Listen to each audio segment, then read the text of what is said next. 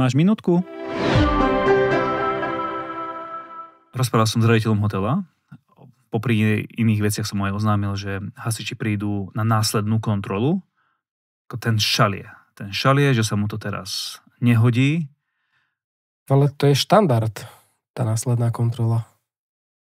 Ja tomu rozumiem, len on, že má teraz plno a že vraj mu to ešte bude kaziť imič, keď tam budú hasiči behať po jeho hoteli. To je zaujímavý uhol pohľadu, lebo z môjho pohľadu je to podľa mňa super, ak hostom ukáže, že dbá na ich bezpečnosť a nebojí sa za plnej prevádzky riešiť veci aj za účasti hasičov. Takže prečo nie? Takže, ale tá následná kontrola musí byť do roka. Musí byť. Môže byť ešte aj skôr, lebo ak jej predchádzala nejaká tematická alebo komplexná, kde sa zistili nedostatky, sú stanovené termíny, tak hasiči môžu prísť hneď po ich uplynutí.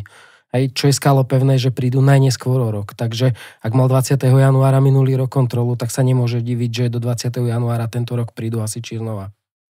Rozumiem. Tu treba dať ešte pozor, aby nemaril výkon. To je jedna vec, jasné, aby boli odstránené nedostatky, lebo tiež hrozí sankcia potom pri pretrvávajúcom stave. OK, ďakujem.